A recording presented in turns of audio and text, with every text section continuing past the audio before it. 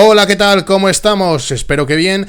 Seguimos con nuestras clases de segundo de bachillerato, seguimos con el bloque 11, el que está dedicado al franquismo, y en este caso vamos a ver un nuevo estándar dedicado a la organización política del Estado franquista. ¡Comenzamos!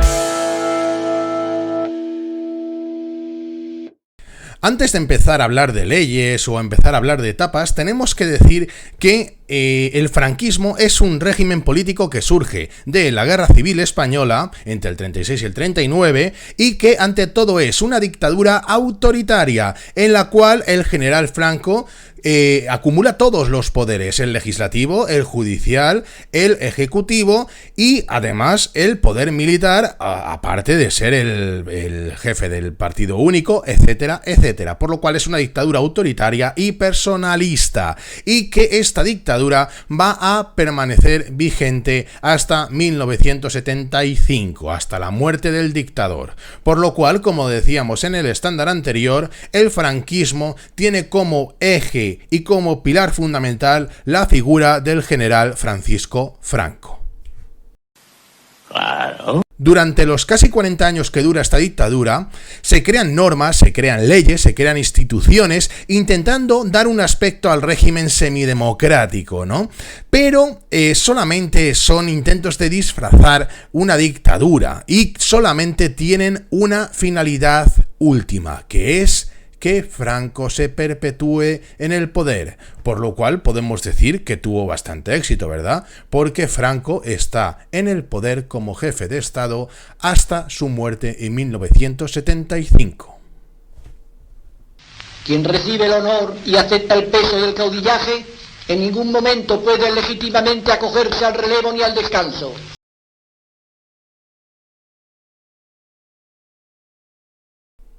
Cuando termina la guerra, tienen que enfrentarse a la tarea de crear un nuevo Estado. Ya han destruido el que estaba, ya han destruido la Segunda República, pero tienen que crear uno nuevo. ¿En qué se van a basar? ¿En qué van a fijarse a la hora de crear este nuevo Estado? Pues se van a fijar en las dictaduras fascistas que hay en Europa, fundamentalmente la de sus amiguitos italianos y alemanes. Acordaos de que en la Guerra Civil había sido importantísimo para el bando rebelde, para los sublevados, el apoyo de Italia y de Alemania, y que había ganado cada vez más poder y más protagonismo la Falange. Así, ya durante la guerra van configurando un nuevo Estado que va a tener muchos tintes fascistas y que va a estar impregnado por la ideología fundamentalmente de la Falange de José Antonio Primo de Rivera, el cual ya sabéis que muere durante la guerra. Primero se suprimen todas las instituciones democráticas republicanas y la Constitución de 1931. Poco ha durado la pobre, ¿no? Comenzamos por destruir para luego construir. ¿Qué es lo que construimos? Construimos un poder fortísimo y personalísimo en las manos de el llamado caudillo Francisco Franco. Fijaos también cómo caudillo se asemeja a los términos Duce o Führer que utilizaban tanto en Italia como en Alemania y que significan fundamentalmente lo mismo, ¿no? Como un conductor o un guía del pueblo. Por lo cual estamos no solamente importando esta ideología, sino también la retórica de estos partidos fascistas alemán e italiano, con una persona que parece un enviado de la providencia para guiar al pueblo hacia la felicidad y hacia la prosperidad. Tercero, se establece la Fête de las Honses como partido único, con Franco como jefe del partido. Esto es lo mismo que ha pasado en Italia con Mussolini o que ha pasado en Alemania con Hitler, por lo cual seguimos copiando a los estados fascistas europeos.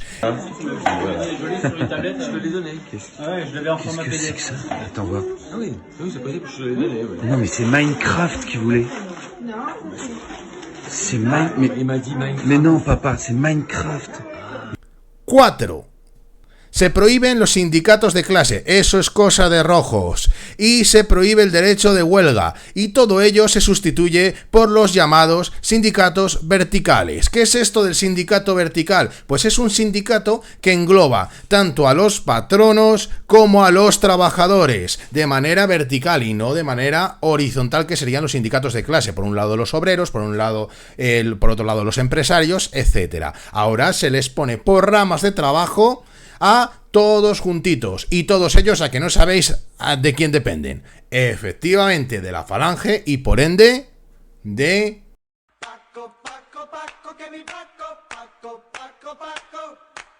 Paco. ¿Cómo lo hacen esto? Esto lo hacen a través del Fuero del Trabajo de 1938, del cual también hablamos en el estándar anterior, y la Ley de Unidad Sindical del 40, no 49, eso es una errata, ¿vale? Que siguen el modelo de la Italia fascista. Termina la Segunda Guerra Mundial y Franco tiene que dar un lavado de cara a su dictadura, porque han perdido las potencias del eje, las potencias fascistas ya no están ni mucho menos de moda, ¿no? Todo lo contrario, ahora mismo están todos contra los fascistas, están demonizados, por lo cual Franco de golpe y porrazo deja de ser fascista y se convierte en otra cosa, ¿no? Decíamos que dejábamos de ser fascistas para ser nacionalcatólicos, y en política dejamos de ser una dictadura autoritaria fascista, en teoría, y pasamos a ser una democracia orgánica. ¿Cómo? ¿Qué es esto? Pues otro invento, otra frase política, ¿no? De las típicas que no quieren decir nada, ¿no? ¿En qué consistía en teoría esto de la democracia orgánica? Pues era una especie de democracia, pero que no se articulaba por el sufragio universal y los partidos políticos como el resto de las democracias liberales, sino que aquí se organizaba o se articulaba en lo que llamaban los órganos naturales de asociación del pueblo, que eran la familia, que es donde se nace, el municipio, que es donde se vive, y el sindicato, que es donde se trabaja. Pues esto se lo sacaron de la manga para crear una especie de ¿cómo diríamos? Una especie de ente que van a denominar democracia orgánica. Orgánica no sé si sería, pero democracia desde luego que no lo era. Por lo menos nada parecido a lo que son las democracias liberales. Porque no hay soberanía nacional, no hay partidos políticos, no hay división de poderes, no hay elecciones libres, no hay libertad sindical, no hay libertad de expresión, no hay libertad de religión, no hay libertad de prensa, hay una censura de la leche. Dime tú en qué se parece esto a una democracia. Apoyo la libertad de prensa, las elecciones y la igualdad de derechos para la mujer. No me lo creo ni yo. Bien, pues Franco, no te creas que dice, es verdad, esto era una trola, os la quería colar, pero no se va a pasar articulando leyes en torno a esta democracia orgánica durante el resto de la dictadura, sobre todo en una primera fase, ¿vale? Que iría alrededor de los años 40, en el cual intenta dar un corpus de leyes para que parezca que España es un Estado de Derecho, cosa que no nos acercamos ni por asomo, ¿no? ¿Cuáles son estas leyes? Pues las leyes son las que se van a llamar leyes fundamentales del reino, que serían estas 6 que vamos a ver y las que hemos visto al principio. Estas también se las considera dentro del Fuero del Trabajo, y la Ley de Unidad Sindical también se las consideraría leyes fundamentales del reino, por lo cual, según unos u otros, son 7 u 8, si contamos una de las anteriores o las dos. Bien, ¿cuál es la primera de ellas después de las que ya hemos visto? La ley constitutiva de las Cortes del 42. Acordaos que en el 42 es cuando se comienza a ver que a lo mejor las potencias del eje no vencen la Segunda Guerra Mundial, por lo cual Franco, como siempre, con vista larga y paso corto, comienza a tomar medidas intentando maquillar de democrático su régimen. lo primero que hace es crear unas nuevas cortes. Franco, pero si ya había unas.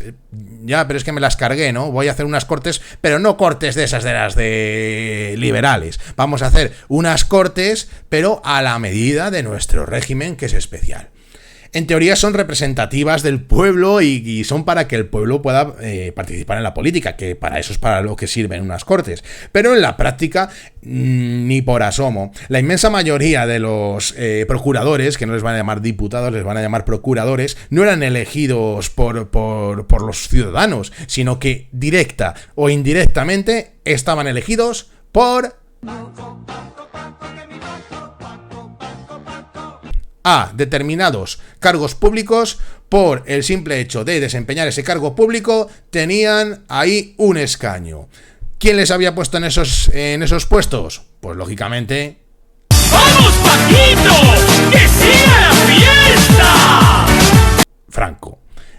¿Quiénes eran estos puestos o cuáles eran estos puestos? Ministros, gobernadores, ayuntamientos, rectores de universidad, que estaban puestos a dedo, ¿no? Por lo cual, esos están puestos por Franco. B. El sindicato también, como era uno de estos órganos, ¿no?, de esta democracia orgánica, también elegía sus representantes para las Cortes. Lo que pasa es que ¿quién era el jefe del único sindicato que había? ¡Paquito, el chocolatero! Paco. Por lo cual, Franco también, al final, indirectamente, como lo elegía la Falange, y la Falange la dominaba él, ¿no? Él era el jefe de Falange, estaba eligiéndoles también a estos procuradores. La C ya era la leche, porque eran los que eran de designación libre por Franco a dedo y directamente, ¿no? Podía una serie de procuradores, los podía elegir él entre las personas que a él le parecieran relevantes para desempeñar el puesto de procurador. Por lo cual, podía ser o a dedo, o a dedísimo, o a dedazo, ¿no? ¡Ole, Paquito! Además, aparte de no ser elegidos por el pueblo, sus funciones están reducidas a ser fundamentalmente los palmeros de Franco. Había un dicho durante la dictadura que decía: aplaudes más que un procurador. ¿Por qué? Porque no tenían capacidad para proponer leyes, ni tenían capacidad para echarlas para atrás, sí, pero a ver quién se atrevía, ¿no? Aprobaban absolutamente todo lo que les proponía Franco. Se discutía en las Cortes poquito, porque si discutías algo, a lo mejor al día siguiente estabas en la calle, ¿no? Y tenían una función, como solemos decir, consultiva. ¿Qué quiere decir consultiva? Que te puede consultar sobre una ley, pero nunca puedes imponer tu criterio. El que llevaba las leyes a las Cortes era Franco, por lo cual ellos no podían proponer leyes. Es decir, tenemos unas Cortes que no son democráticas, no están elegidas por el pueblo y cuyas funciones son meramente un atrezo, son un teatrillo para que parezca de cara al exterior que en España hay unas Cortes representativas del pueblo español, pero nada más lejos de la realidad. 2. El fuero de los españoles del 45. Bien, ha acabado la Segunda Guerra Mundial y las potencias vencedoras le dicen a Franco: Franco, tienes que hacer reformas y tienes que establecer una democracia en España. Y entonces Franco se saca de la manga como un buen mago el fuero de los españoles, el cual recoge derechos y deberes de los españoles como si fuera una constitución.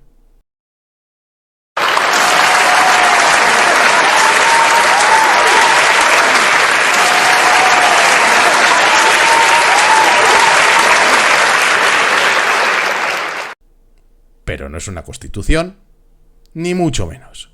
De hecho, aunque lo intente pasar por una constitución, esto no es así. Los derechos y libertades estaban severamente limitados y se tenían que ajustar a los principios del régimen. Además, el gobierno se reservaba la potestad para poder anular o suspender cualquiera de estos derechos si lo estimaba necesario. Por lo cual, esto era papel mojado.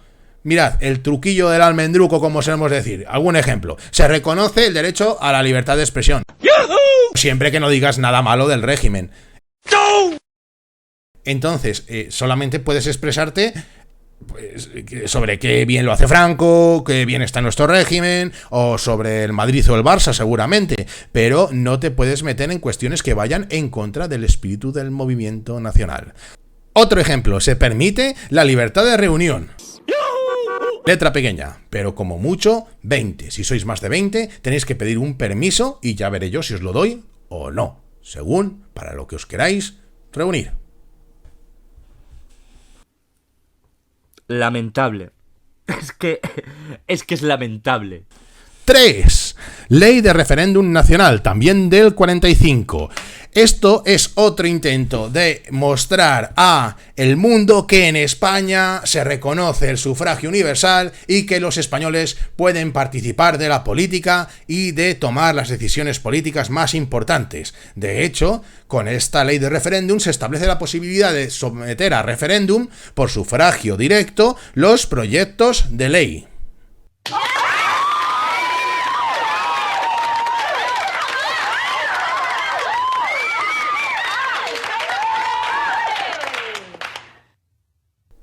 Ha quedado bonito, ¿verdad? Ahora vamos con la letra pequeña. La letra pequeña que nos dice que se someten a referéndum los proyectos de ley que Franco estime oportuno o conveniente o necesario o que piense que son suficientemente importantes como para que tengan que pronunciarse los españoles. Por lo cual se somete a referéndum solo lo que le da la gana a Franco y de la forma que le da la gana a Franco. Por si falta poco, además, cuando hay referéndum, hay unos resultados tan escandalosamente buenos para Franco que quiere decir que ahí hay gato encerrado. 4. Ley de sucesión del jefe de Estado. Esto ya en 1947. Es aprobada en el primer referéndum del franquismo. ¡Qué exitazo de Franco! Fijaos.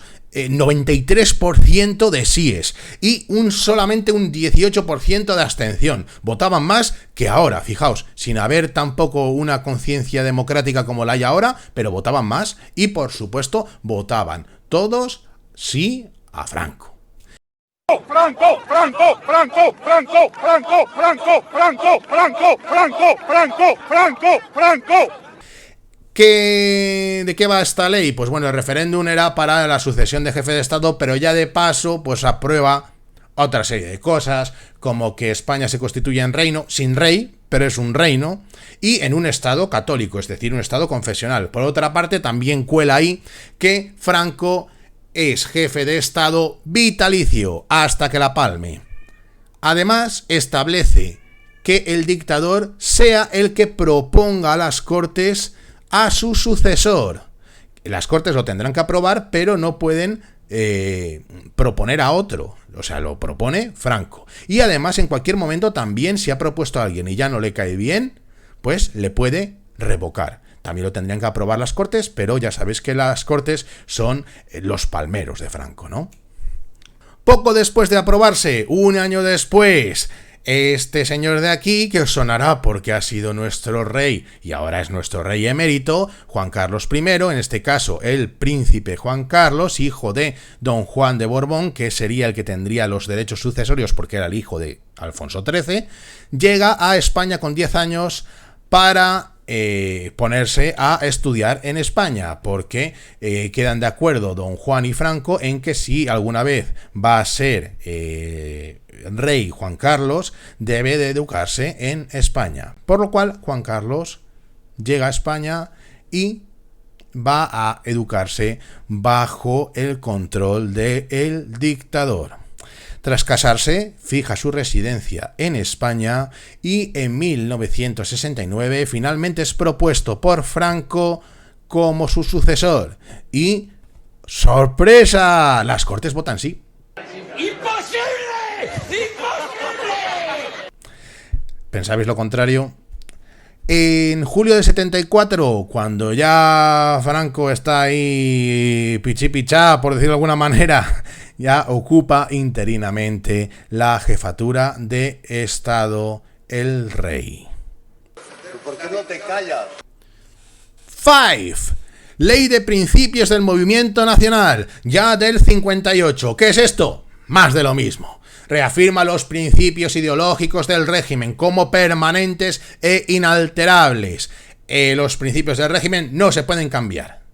Y reconoce a la falange española tradicionalista y de las Jons como partido único. Vaya una novedad, si ya lo llevaba siendo no sé cuántos años, ¿no? Por lo cual, más de lo mismo. 6. Ley Orgánica del Estado de 1966. Más de lo mismo. Aprobada en referéndum con un 98% de los votos a favor. Se ha superado todavía más votos a favor, ¿no? Es un simulacro de actualización de la legislación, pero intentan quitarle algunos matices totalitarios, pero al fin y al cabo vuelven a escribir lo mismo una y otra vez, ¿vale? ¿Cuál es lo más destacado de esto? Pues bueno, pues que se separan o se permite que se puedan separar la figura de jefe de Estado y presidente de gobierno o jefe del gobierno. ¿Va a tener alguna consecuencia en el momento? No, porque hasta el 73, cuando Franco ya está muy pachucho, no se va a llevar a cabo esto, ¿vale? Va a seguir Franco siendo jefe de Estado y jefe de gobierno, y en el 73 va a comenzar a ser jefe de gobierno su mano derecha, Luis Carrero Blanco. ¡Ahí está! Increíble. ¿Qué no es ese? Bueno, pues con esto terminamos. Ya hemos dado un repaso bastante grande a la legislación en la cual se sustenta el régimen franquista. Y como habéis visto, es una legislación que intenta dar un aspecto democrático a algo que ni por asomo lo es. Hasta luego, espero que os haya gustado. Nos vemos en el próximo estándar. Adiós.